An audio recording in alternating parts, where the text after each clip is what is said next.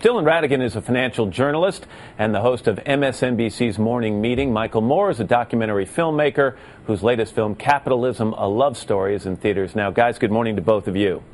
Good morning.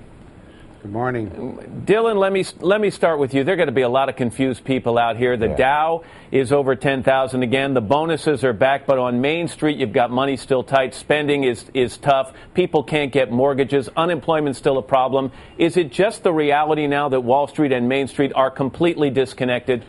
Largely they are. Unfortunately, the government has changed the rules on behalf of Wall Street to allow them access to trillions of our dollars, as you and I have discussed, and as Michael Moore has documented.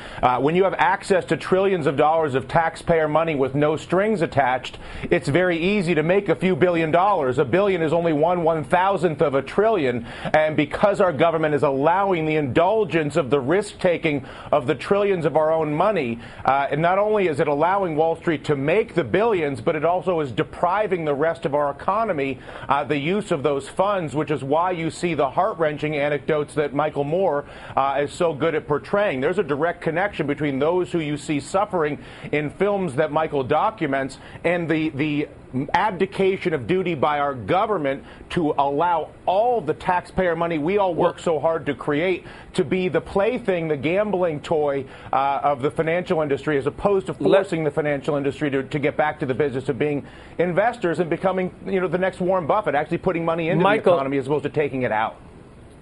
Michael, let me make sure people understand. This Wall Street Journal report says that the Wall Street firms are going to pay out about $140 billion in bonuses this year. The year before the economic meltdown, 2007, they paid out about $130 billion. So it's gone up. How's this news going to go over with people like the ones in your home state, in Michigan, that just found out unemployment's at 15.3% in that state? Well, eventually people aren't going to take it. And I don't know how many gated communities these people who are taking this $140 billion in bonuses, I don't know how many castles with moats around them they can build, but I'll tell you something. There's an anger that's building out there. And I mean, Matt, these people, they burned down our economy. They completely crashed it. And now they're getting rewarded for it. It'd be like if I burned down your house today and then tomorrow you send me a check for it, thanking me.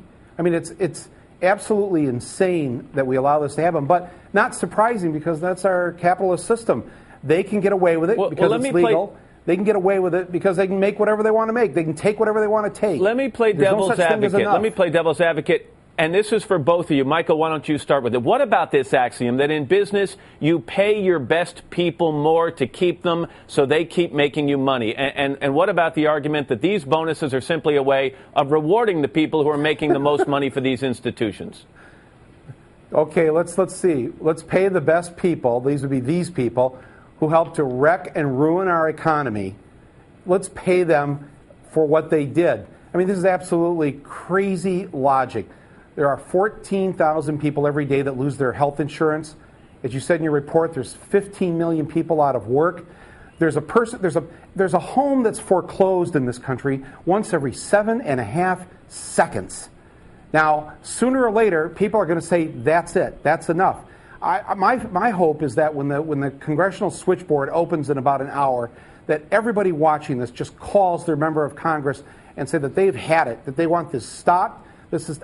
You said that Bank of America is going to hand out $30 billion in bonuses. You know how much TARP money, our bailout money they got? $30 billion. That's our money.